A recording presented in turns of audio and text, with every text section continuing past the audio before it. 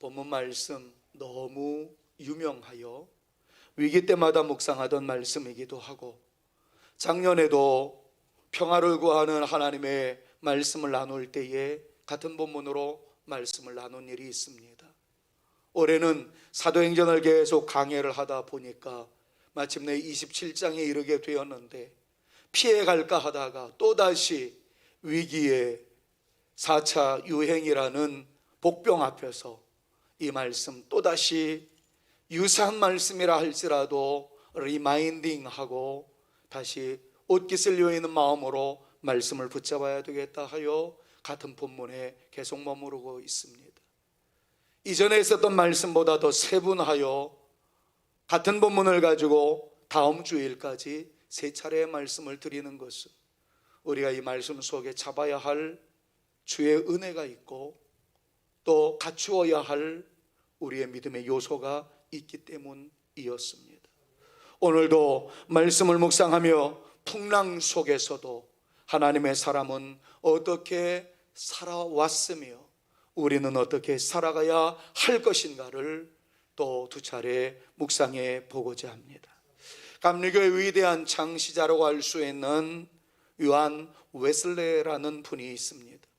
우리는 칼빈을 너무 잘 알고 있지만 감리교에서는 칼빈보다는 웨슬레 신앙을 따르고 있기 때문에 웨슬레가 더 유명한 분으로 각인되어 있을 것입니다. 그런데 그분의 초기의 모습을 보면 그리 영웅적 존재는 아니었다라는 것을 깨닫는 한 단편이 있습니다. 그분이 영국의 태생으로서 미국의 선교의 사명을 감당하고 그리고 그리스도의 복음을 증거하기 위해서 미국에 다녀오던 길이었습니다. 그러나 미국의 선교를 마치고 다시 본향인 영국으로 돌아올 무렵 그분에게 사실은 구원의 확신은 없었던 사람이었습니다. 대서양을 건너며 다시 그리운 고향 땅으로 돌아가고자 했을 때 복병의 풍랑을 만나게 되었답니다. 순간 마음속에 이런 생각이 들었습니다. 이 풍랑이 배를 덮친다면 나는 어떻게 될 것인가 라는 고민을 하던, 그리고 자기 영혼에 대해서 과연 이 풍랑이 내가 타고 있는 배를 덮치게 되면 나의 미래는 어떻게 될 것인가를 헤아리지 못할 정도로 자기 영혼에 대한 확신이 없었던 사람으로 그의 일기에 기록의 흔적을 남겼습니다. 불안해하고 걱정해하며 근심하고 있었던 바로 어느 시점에 희한하게도 가판 위에서 어떤 찬송 소리가 들려오는 것을 직감할 수가 있었습니다. 그가 다가가 보니 모라비안이라는 이름 모를 교파에 속한 몇몇 사람들이 풍랑이 일고 있는 것에 대해서는 아랑곳하지 않고 가판 위에서 기도회로 모이고 있었던 충격적 사실 앞에 직면하게 되었습니다. 예배가 끝나기를, 기도회가 끝나기를 기다리다가 질문을 던집니다. 당신들은 두렵지 않습니까? 이 휘몰아치는 광풍이 두렵지 않습니까? 그분들의 답변은 이랬답니다. 두려워할 필요가 무엇 있겠습니까? 내가 사랑했던 주님께서 우리를 부르신다면 우리는 구원의 주님 앞에 설 터인데 죽음인들 두려워할 필요가 무엇 있겠습니까? 웨슬리는 훗날 자기의 일기장에 이런 고백을 남겼습니다. 풍랑을 만났다는 사실보다도 죽음 앞에서도 담대할 수 있었던 이 모라비안 형제들의 신앙 간증이 나에게도 커다란 도전이었고 충격이었다라고 말입니다. 저는 지난주에 타이타닉호에 4주를 가까이를 연주를 하면서 평안함의 모습을 보여주었던 악장을 비롯한 악단원들을 소개했던 것과 동시에 오늘은 이 모라비안 교도를 소개하며 오늘 설교의 뚜껑을 열어보고자 합니다. 그러면서 동시에 풍랑을 만났다는 사실보다도 죽음 앞에서도 담대할 수 있었던 이 모라비안 형제들의 신앙 간증이 나에게 더 커다란 도전이었고 충격이었다라는 말을 이렇게 한번 각색해보고 싶었습니다. 위기의 풍랑 코로나19 앞에서 이 풍랑을 만났다는 사실보다도 죽음 앞에서 담대하게 하나님께 예배하는, 담대하게 하나님을 찬양하는, 담대하게 하나님 앞에 기도하는 성산 가족들의 아름다운 모습이 우리에게는 신바람 나는 신앙 고백이었고, 내 생에 있어서 지울 수 없는 아름다운 추억이었노라고. 여러분, 그렇게 한번 우리의 일기에 남겨볼 수 있었으면 좋겠다 하는 생각을 가져봅니다. 저는 분명 저의 목회 일기에 그렇게 기록하기를 원합니다. 코로나19의 폭풍의 현장 속에서도 우리 사랑하는 장로님들과 교역자들과 성도들은 예배의 끈을 내려놓지 않았습니다. 기도의 끈을 내려놓지 않았습니다. 함께 기도하는 분들 때문에 버겁기는 했지만, 힘들기는 했지만 기도의 행진을 계속 이어나갈 수 있었습니다. 할렐루야. 여러분, 그런 모습이 저에게도, 여러분들의 개인의 일기 속에도 기록으로 좀 남겨 하나님 앞에 보여드릴 수 있는 영광의 모습이 우리 가운데 있어질 수 있기를 우리 구주 예수 그리스도의 이름으로 축원합니다. 폭풍 속에서도 찬송했던 무명의 모라비아는 하나님의 말씀에 대한 확신이 있었습니다. 그리고 그 확신에서 오는 낙관적 믿음이 그들로 하여금 담대할 수 있게 하였다는 것을 우리는 아주 단편적으로 깨달을 수가 있습니다. 그들은 이렇게 표현을 했습니다. 우리는 찬송으로 폭풍을 이길 것입니다. 혹 폭풍이 우리를 삼키면 우리는 당당하게 주님 앞에 서게 될 것이고, 그러면 그 영광스러운 나라의 복은 우리의 것이 될 줄로 믿습니다. 모라비안 교도들의 이 아름다운 고백이 우리의 고백이 되어질 수 있기를 다시 한번 우리 구주 예수 그리스도의 이름으로 축원합니다. 우리는 찬송으로 폭풍을 이길 것입니다 라고 했던 그것이 우리에게는 이렇게 적용될 수 있지 않겠어요? 우리는 찬송으로 코로나19의 우울과 힘든 상황, 괴로움을 이길 것입니다 라고 말입니다. 우리는 찬송으로, 말씀으로, 기도로 우리 앞에 주어진 고난의 길을 묵묵히 통과해 나갈 줄로 믿습니다. 이런 고백이 우리에게도 나타날 수 있기를 간절히 소망합니다. 사랑하는 여러분, 몸부림쳐도 여전히 우리를 우겨싸고 있는 코로나19의 폭풍은 쉽게 가시지를 않습니다. 이럴 때 주저앉을 것인가? 아니면 모라비안 교도들처럼 폭풍이 일고 있는 갑판 위에서 배는 깨어질 듯 위기 속에 흔들리고 있었던 바로 그 상황 속에서도 찬양을 내려놓지 않았다, 기도를 내려놓지 않았다, 순수한 믿음의 선배들을 기억하며 나도 찬양으로 나가리라, 나도 믿음으로 나가리라, 나도 기도로 나가리라, 그 아름다운 역사가 우리 가운데 있어질 수 있기를 우리 구주 예수 그리스도의 이름으로 축원합니다. 지난주에 묵상에 있었던 바울, 그는 폭풍의 한복판에서 하나님을 바라보았습니다. 그 바라봄은 기도로 연결되었으며 그 기도를 통해서 들려진 하나님의 감동에 대해서 확신했던 바, 그 두려움의 연장까지도 평안함으로 통과해 나가던 인물이었던 것을 우리는 지난주에 묵상했습니다. 오늘은 이어서 그에게 또 새로운 어떤 모습이 있었는지를 몇 가지 정리해 보고자 합니다. 첫 번째는 하나님께서 함께 하시는 말씀의 확신은 그로 하여금 낙관적인 태도를 가지게 했습니다.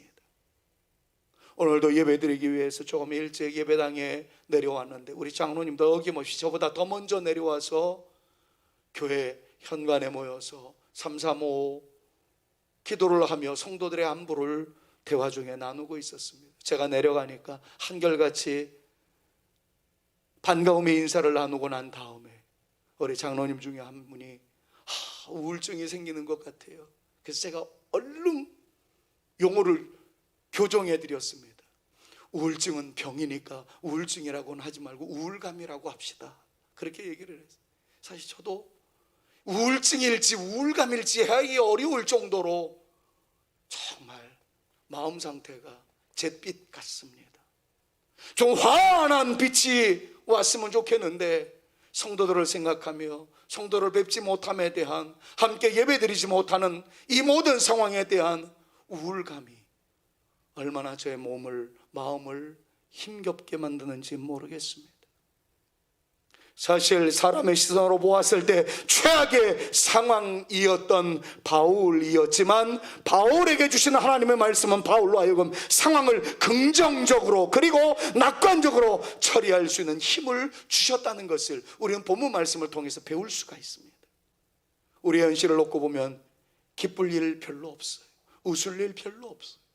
그런데 우리에게는 비집고 솟아나는 새싹의 위대한 힘과 같이 우리의 우울한 그 상황 속에서 비집고 올라오는 새로운 힘을 부여하시는 하나님의 말씀에 싹이 있다는 것을 여러분 기억하신다면 우리가 잡아야 할 것은 하나님의 말씀인 줄로 믿습니다. 33절 말씀을 보니까 사도 바울과 그 주변에 있었던 사람들의 상황은 죽음이었다는 것을 강조하고 있지 않습니까? 날이 새어가며 바울이 여러 사람에게 음식 먹기를 권하여 이르되 너희가 기다리며 먹지 못하고 줄인 지가 오늘까지 열나흘인즉 14일 동안 시금전폐했습니다. 밥이 넘어갔겠습니까? 죽음의 그림자가 드리워지는 상황에서 그네들은 속수무책이었습니다. 그런데 바울은 걱정 마세요. 우리 죽지 않습니다. 희망이 있습니다. 희망을 주시는 하나님이 있습니다. 우리가 사방으로 우리교쌈을 당하였고 집채만한 파도가 우리 배를 삼킬 듯 덮쳐오지만 그럼에도 불구하고 길은 열려 있습니다. 하나님께서 나에게 말씀을 주셨고 우리가 하나님을 응시하고 하나님을 바라보는 한 길은 열려지게 될 줄로 믿습니다. 이것이 바울의 외침이었습니다. 34절에서 36절까지 한번 우리 하나님의 말씀을 우리의 마음속에 한번 살펴봅시다. 음식 먹기를 같이요. 음식 먹기를 권하노니 이것이 너희의 구원을 위하는 것이요 너희 중 머리카락 하나도 잃을 자가 없으리라 하고 떡을 가져다가 모든 사람 앞에서 하나님께 축사하고 떼어 먹기를 시작하며 그들도 다 안심하고 받아 먹으니 14일 동안 아무것도 먹지 못했습니다. 그런데 정신병자 같은 하나님께 미쳐버린 한 사람이 나타나서 우리 안 죽어요, 하나님께서 말씀하셨습니다. 우리 안 죽는다라고 말입니다. 그리고서 열나흘 동안 아무것도 먹지 못하던 사람 앞에서 떡을 떼어 먹기 시작합니다. 그리고 떼어 주기를 시작하며 받아 먹으세요, 안심하세요. 결국이 어떻다는 거예요? 그들도 다 안심하고 받아 먹었다는 거지요. 이 부분에 대해서는 다음 주에 더 자세하게 말씀을 강론하겠습니다. 자, 그런데 여기서 이랬으면 좋겠다라는 거예요. 당신을 보니까 그렇지 않아도 코로나19 때문에 우울한데 당신 얼굴 표정 보니까 더 우울해지는 것 같소 라는 이야기를 들려드리는 우리의 존재라고 한다면 바울과 같은 존재는 아니지 않습니까? 이러면 어떨까요? 내 속에 두려움이 있었는데 당신을 보니까 마음이 평안해지네요. 할렐루야. 이거예요, 이거. 내 안에 무서움이 있었는데 당신과 함께 하니까 무서움의 그림자가 사라지네요. 여러분, 이런 이야기 들을 수 있는 우리가 되어야 되지 않겠습니까? 바울은 하나님의 말씀을 들었어요. 담대함이 생겼어요. 얼굴에 웃음꽃이 피었습니다. 그리고 외칩니다. 여러분들 죽지 않습니다. 주변에 있는 사람들이 다 어떻다고요? 안심했다고요. 우울감이 있었는데 우리 장로님들을 뵈니까 살 맛이 납니다. 우리 성도님들을 보니까 우울감이 사라집니다. 여러분, 그런 외침이 우리 입술을 통해서도 나타날 수 있기를 우리 구주 예수 그리스도 이름으로 축원합니다. 참담한 현실이에요. 그런데 나를 위하여 기도해 주시는 그 어떤 분이 계시기 때문에 내 마음속에 희망이 생깁니다. 나를 위하여 하나님께 매달리는 하나님의 백성이 있는 것을 보니까 나에게도 평안함의 물결이 잔잔하게 임하게 되는 것을 발견하게 됩니다. 여러분, 이런 고백이 우리 모두에게, 우리 서로에게 나타날 수 있기를 간절히 소망하면서 옆에 있는 분들이랑 한 번 더 크게 좀 외쳐봅시다. 사람들이 별로 없어가지고 좀 작기는 하지만 그래도 큰 목소리로 기도하는 당신 때문에 평안함이 임할 줄로 믿습니다. 시작. 기도하는 여러분들 때문에 평안함이 밀려올 줄로 믿습니다. 아멘. 여러분, 이것이 오늘 성경 속에만 박혀 있는 그런 내용이 아니라 우리의 삶을 통해서 드러날 수 있는 하나님의 축복일 수 있기를 우리 구주 예수 그리스도의 이름으로 축원합니다. 하나님의 말씀을 확신하는 사람들에게는 낙관적 능력이 있습니다. 만사를 긍정적으로 생각하는 진짜 하나님의 사람이었다는 거예요. 그래야 진짜라는 겁니다. 남들이 울 때 같이 우는 것 인간적으로 다 할 수 있습니다. 그러나 울며 고통 속에 신음하는 그 한복판에서도 웃을 수 있는 여유, 그 웃을 수 있는 여유는 둘 중에 하나예요. 미쳐서, 조속한 표현이어서 죄송합니다. 그렇다면 정신질환으로 상황을 인지하지 못하기 때문에 웃을 수 있거나, 진짜 하나님께 미친, 다른 말로 하면 하나님께 사로잡힌 그 사람은 그 어려움 속에서도 웃을 수 있게 되는 줄로 믿습니다. 우리는 하나님께 사로잡혀 있고 말씀에 사로잡혀 있고 말씀을 붙잡는 순간 나타나는 낙관적 믿음을 가지고 우리 모두가 눈에서는 하염없이 눈물은 흘러나온다 할지라도 이해할 수 없는 평안이 우리의 마음을 주장하기에 얼굴에서는 광채가 나타나며 미소를 머금을 수 있는 영적인 여유가 우리 가운데도 나타날 수 있기를 우리 구주 예수 그리스도의 이름으로 축원합니다. 축원합니다.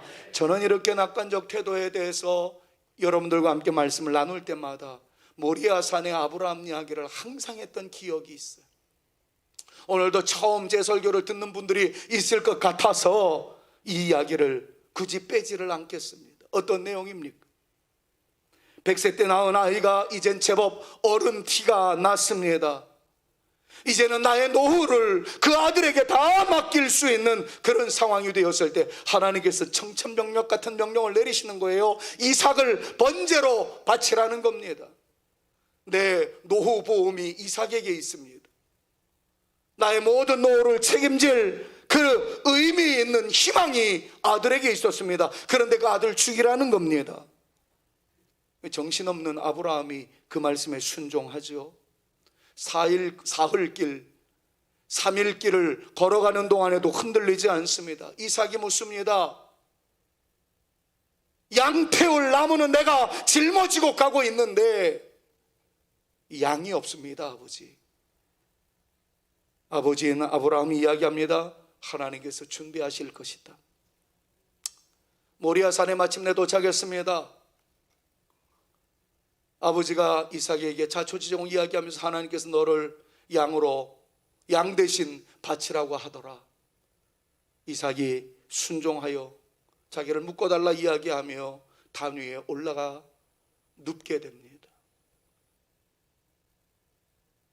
날카로운 칼이 이삭의 배를 가르기 바로 직전에 하나님께서 스톱을 명령하셨죠. 이제야 네가 나를 얼마나 사랑하는지, 나를 얼마나 신뢰하는지 알았다라고 말씀하시며 아브라함과 이삭에게 엄청난 축복의 역사를 베풀어 주시는 그 내용을 우리 모두는 잘 알고 있습니다. 자, 이 정신없는 모습에 대하여 나중에 신약 성경을 기록해 나가던 히브리 기자가 질문을 던지지요. 아브라함 믿음의 선배요, 당신이 하나님을 얼마나 사랑하는지 알고 있지만 이 정신없는 행동을 한 것은 무슨 일입니까? 어떻게 아들을 죽이려고 생각을 했습니까? 라고 이야기했을 때 아브라함이 이야기했던 것 잘 알지 않습니까? 저는 하나님의 말씀을 믿었습니다. 아들을 죽이라고 말씀하시기 전에 하나님께서는 나에게 이 아들로 말미암아 자손 만대가 많아질 것이다 라고 나에게 말씀해 주셨거든요. 그런데 내 아들은 아직 장가도 가지 않았는데 아들을 통해서 어떻게 자손 만대가 많아질 수 있다는 말씀이 성취될 수 있었겠습니까? 하나님은 나를 지금 시험하시는구나. 나는 직감했습니다. 지금 죽으면 이미 먼저 말씀하셨던 자손 만대가 많아질 것이라는 말씀은 다 취소가 되어질 것이니 그 하나님 망신 아니겠습니까? 안 죽실 줄로 믿었습니다. 그런데 만약에 죽이는 것을 허락하신다면 하나님은 살려서라도 대를 이어가게 하시며 그 다음에 하나님의 히스토리를 이어나갈 줄로 저는 확신했습니다. 여러분, 이게 아브라함의 믿음인 거예요. 이런 믿음 때문에 아브라함이 믿음의 조상이라는 타이틀을 얻게 되었다는 것 잊지 마시기를 바랍니다. 사랑하는 여러분, 우리의 경험으로 자꾸 하나님을 판단해요. 우리가 남을 속였던 경험이 있었기 때문에 하나님도 우리를 속이지 않을까, 우리가 누군가로부터 속임을 당했던 경험 때문에 우리도 속는 인생이 되어지는 것은 아닐까 의심할 때가 있습니다. 그러나 하나님은 사람과 다릅니다. 하나님은 하신 말씀에 책임을 지십니다. 하나님께서 역사하여 주실 줄로 믿습니다. 하나님의 말씀을 잊지 마십시오. 그리고 오늘 주시는 말씀을 통해서 하나님이 우리를 사랑하신다는 것과, 하나님이 우리와 함께 하신다는 것과, 하나님이 우리를 위하여 놀라운 계획을 가지고 계신다는 이 말씀 잊지 마시고 우리 주님과 더불어 멋지게 살아가는 하나님의 백성들 되실 수 있기를 우리 구주 예수 그리스도의 이름으로 축원합니다. 축원합니다. 다시 한번 기억하십시오. 하나님이 나를 사랑하십니다. 아멘입니까? 하나님이 여러분들을 사랑하십니다. 믿으시기를 바랍니다. 하나님이 여러분들과 함께 하십니다. 그리고 하나님은 우리를 위하여 놀라운 계획을 가지고 계신다는 이 놀라운 기본적인 하나님의 말씀 믿음으로 선포하면서 불어닥치는 큰 풍랑 속에서도 여유 있게 우리의 믿음의 행진을 이어나가는 우리 사랑하는 성산의 가족들 다 되시기를 우리 구주 예수 그리스도의 이름으로 축원합니다. 두 번째로, 하나님께서 함께 하시는 말씀의 확신이 생기자 그는 폭풍 속에서도 감사할 수 있었다는 것을 우리는 꼭 배워야 합니다. 폭풍 속에서 나오는 가장 쉬운 소리는 불평입니다. 위기 속에서 나도 모르는 사이에 입술을 떼고 터져나오는 소리는 신음소리와 더불어 나오는 원망과 불평의 소리입니다. 근데 말씀에 대한 확신을 가지고 있는 사람들은 입술을 열면 감사가 터져나온다는 거죠. 20절과 30절 말씀 빨간 글씨만 여러분들이 한번 살펴본다면 여러 날 동안 해도 별도 보이지 아니하고 큰 풍랑이 그대로 있으며 구원의 여망마저 없어졌던 상황 속에서도 30절 말씀을 보니까 먹지 못하고 줄인 지가 오늘까지 열나흘째 되는 날이라는 환경 속에서도 바울의 입술을 통해서 터져나온 소리는 35절이었습니다. 35절 크게 한번 읽어봅니다. 떡을 가져다가 모든 사람 앞에서 하나님께 축사하고 thanks to God, 하나님께 감사했다라는 말이에요. 상황적으로 봤을 땐 감사할 수 없는 상황이었다고요. 그런데 바울은 하나님의 말씀에 대한 확신이 있자 입술을 열고 나오는 소리가 하나님 감사해요. 하나님께 영광 올려드립니다. 바로 그런 것이었다는 거죠. 고난 중에 있을 때 터져나오는 감사를 하는 사람들의 신앙을 보면 고통의 한복판에서 더 신비하고 더 큰 복을 받았기 때문이라고 고백하는 그런 신앙의 고백들이 있는 것을 많이 볼 수 있었습니다. 대표적인 사람, 여러분 잘 아시기 때문에 제가 화면에 띄우지도 않겠습니다만은 송명희라는 분, 저는 그분의 나라는 복음송을 부를 때마다 참 그분의 마음을 보게 돼요. 뇌성마비로 인해서 사지가 다 뒤틀려 있어요. 말도 제대로 못합니다. 말하려고 하면 침이 질질 흘리게 되는 정말 여성이나 여성 같지 않고, 이게 여성 폄훼하는 게 아닙니다.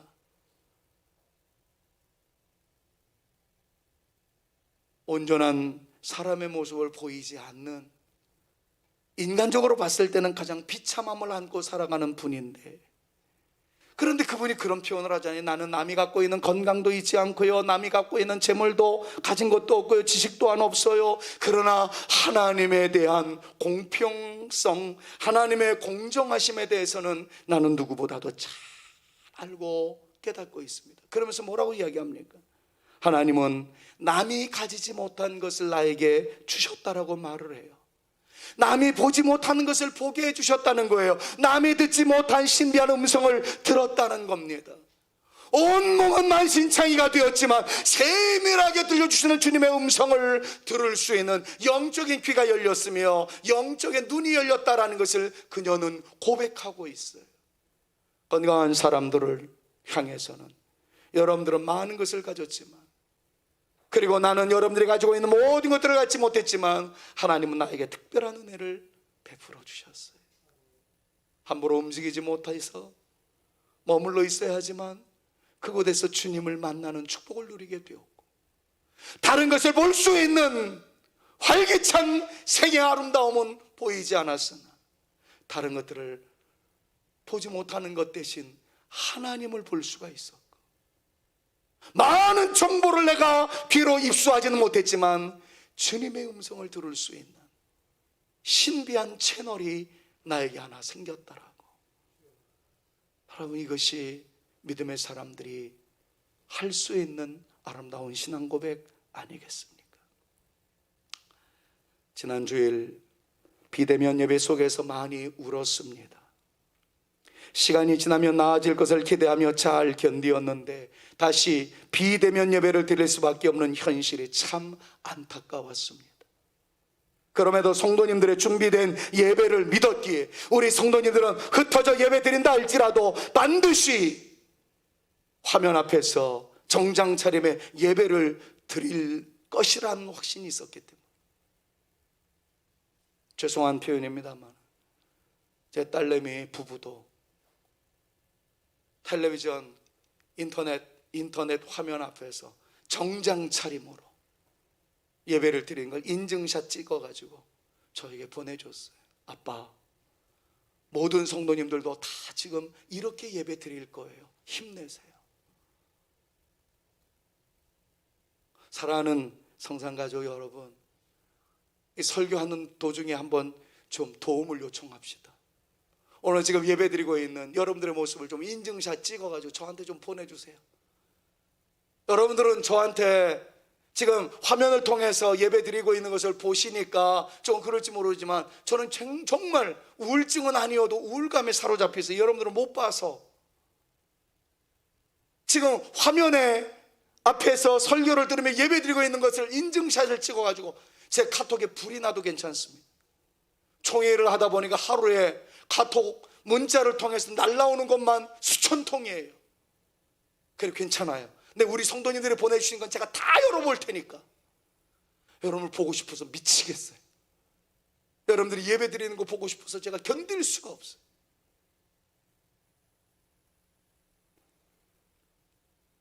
성도님들의 준비된 예배를 믿었기 때문에 그래도 버틸 수 있었습니다. 예배당 예배를 사수해 주시는 장로님들과 비대면 예배 속에서 예배를 함께 해주시는 사랑하는 성도님들께 깊은 감사의 말씀을 설교를 하면서도 올려드리고 싶어요. 그런데 사실은 마음이 많이 아픈 한 가지 일이 있었습니다. 제가 우리 교회를 심호한 지 23년이 지났습니다. 수많은 어려움과 고비들이 있었지만 그래도 여러분들의 헌신이 있었기에 잘 섬길 수 있었고 버틸 수 있었습니다. 그런데 제가 경험한 바로는 지난 주일 하나님께 드려진 헌금은 최악의 상황이었습니다. 그 어느 때에도 지난주에 밀려왔던 저의 마음처럼 아팠던 적은 없었습니다. 그런데 지난 주일은 정말 저에게는 색다른 충격이었습니다. 코로나19로 인해 성도님들의 재정 상황이 이렇게 어렵게 되었나 보다 라고 생각하는 것을 시작해서 많은 걱정이 밀려왔습니다. 정말 저는 그동안 많이 기도했습니다. 하나님, 우리 성도님들만큼만은 어렵지 않게 해주십시오. 우리 교회만큼만은 흔들리지 않게 해주십시오. 저를 나쁜 이기주의자라고 몰아붙이셔도 괜찮습니다. 예, 저는 이기주의자입니다. 다른 교회는 어찌 된다 할지라도 우리 교회만큼만은 손대지 말아 주십시오. 제발 우리 성도님들과 우리 교회만큼만은 위기를 잘 극복할 수 있을 뿐만 아니라 누군가를 도와줄 수 있는 교회로 영원히 남게 해주십시오. 총회 임원으로서 이런 기도를 해서는 안 되지만, 하나님, 저는 성산교회 목사입니다. 제발 우리 교회만큼만은 손대지 말아 주십시오. 이것이 솔직한 저의 그동안의 소가리를 하면서 올렸던 기도의 제목이었습니다. 믿을 수 없는 통계에 다시 한번 명단을 봤습니다.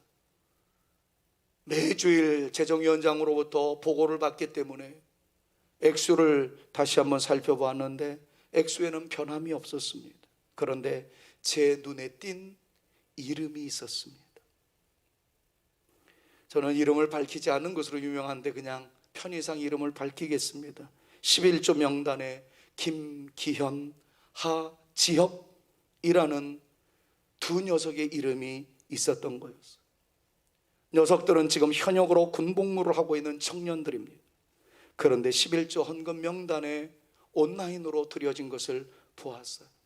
액수도 작지 않았습니다. 한 녀석은 6만여 원, 한 녀석은 15만여 원의 헌금을 하나님 앞에 올렸어요. 깜짝 놀랐습니다. 아니, 군인인 녀석들이 무슨 돈이 있다고 1년 월급에 11조를 드렸나? 아니면 휴가 나왔을 때 지인들이 주신 용돈을 다 드리고 간 것인가? 여러 가지 해석이 저의 머릿속에 넘나들었습니다. 다시 이름을 재확인해보는 순간 눈물이 왈칵 쏟아졌습니다.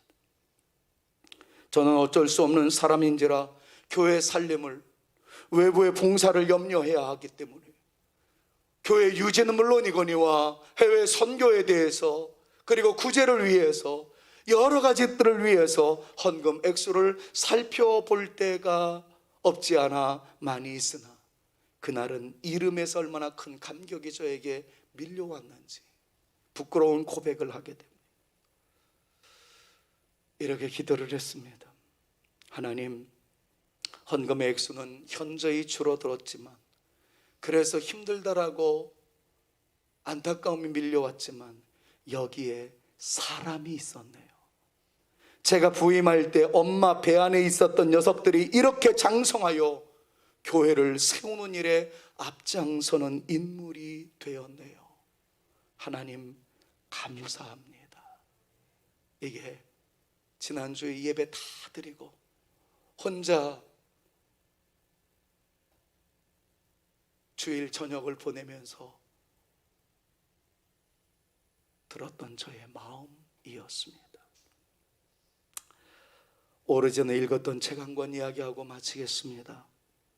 너무나도 유명한 책이었고 수차례 여러분들에게 소개해드렸지만 역시 오늘 처음 설교를 듣는 분이 있을까봐 또 다시 소개하는 책입니다. 산다는 것이 황홀하다라는 일본의 다하라 요네코가 쓴 자전적 소설입니다.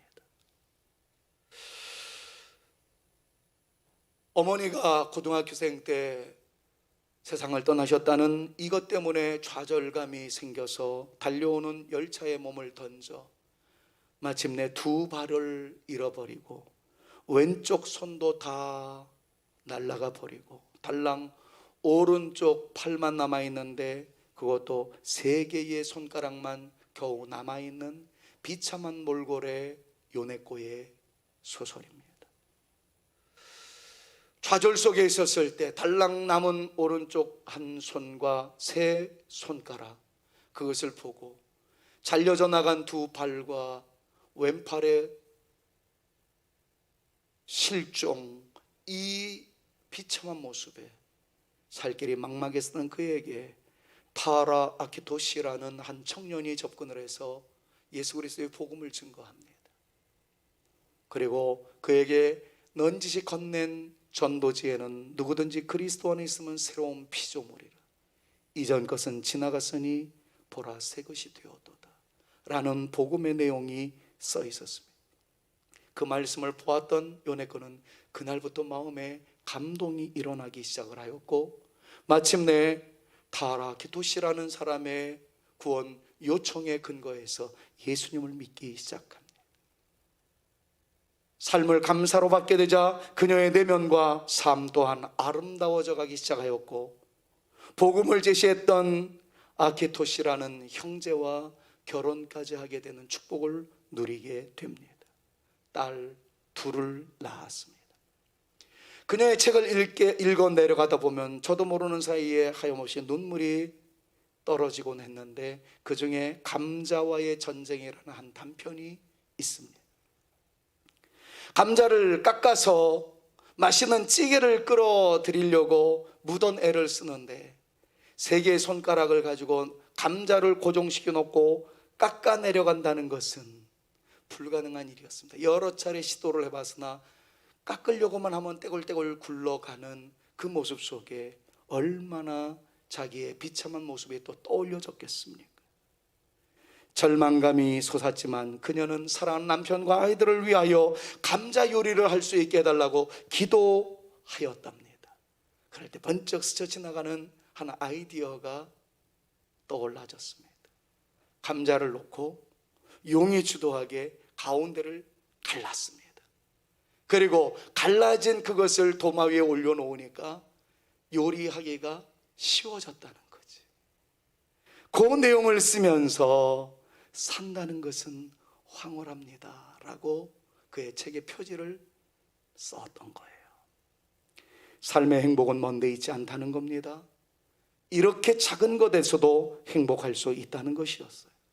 여러분 주목해 보십시오. 요네코가 하나님을 믿었다고 해서 그녀의 삶이 바뀐 것은 아니었습니다.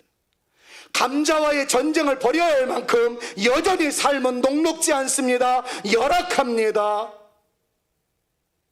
하나님을 믿었다고 해서 갑자기 없어졌던 손가락이 튀어나온 것도 아니었고, 걸을 수 있는 기적이 나타난 것도 아니었습니다.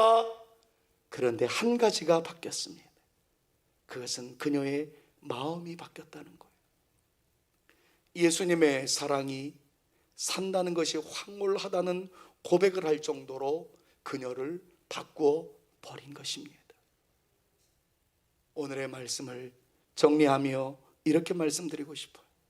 하나님을 바라보는 사람은 희망이 보입니다. 하나님을 바라보는 사람은 새로운 힘이 넘칩니다. 그러기에 사람의 눈으로 보기에는 어려운 세월에도 고달픈 언덕에서도 새로운 감사의 장이 흘러 넘치게 되는 줄로 믿습니다. 하나님의 말씀을 의지하는 믿음으로 우리의 눈에도 새로운 세계가, 새로운 은총이 함께 하시는 역사가 보여지므로 낙관적으로 세상을 바라보며 또한 감사하는 삶으로 우리의 생애를 가치 있게 장식해 나가는 우리 모두가 되어질 수 있기를 우리 구주 예수 그리스도의 이름으로 축원합니다. 이렇게 살아가는 우리에게 하나님께서는 감사의 흔적을, 감사할 수 있는 이유들을 우리에게 주실 줄로 믿습니다. 이 찬양이 떠올려집니다. 날 구원하신 주 감사, 모든 것 주신 감사. 그런데 3절이 더 의미가 있어요. 길가에 장미꽃을 주신 것 감사한데 장미꽃 너머에 가시도 감사하더라는 거죠. 우리 인생에 쓰라린 가시는 있을 겁니다. 풍랑 또한 있을 겁니다. 그러나 함께 해주는 기도하는 동력자들이 있을 때 웃을 수 있어요. 감사할 수 있어요. 한 주간 낙관적인 신앙을 가지고 불평, 원망, 짜증 대신 감사의 찬양을 올려드릴 수 있는 저와 여러분들 모두가 되실 수 있기를 간절히 바라면서 기도하는 마음으로 3절 한번 올릴게요. 이제는 우리 구주 예수 그리스도의 은혜와 아버지 하나님의 극진하신 사랑하심과 성령님의 감화감동 위로 교통 충만케 하심이 장미꽃뿐만 아니라 가시가 있어도, 기쁨뿐만 아니라 슬픔의 현실 속에서도 우리에게 평안함을 주시는 하나님의 은혜에 감사하며 그 감사의 기원이 말씀을 따라 살아가는 낙관적 신앙 태도에 있음을 배운 사람들답게 밀려오는 코로나19의 광풍 속에서도 하나님 바라보며 승리하는 내 인생 되어지기를 원하오니 우리를 사로잡아 주시옵소서. 기도하며 나가는 주의 택한 자녀들 머리 위에와 저들의 가정 위에와 우리 교회 위에 조국 대한민국 가운데 이제로부터 영원토록 함께 있을지어다. 아멘.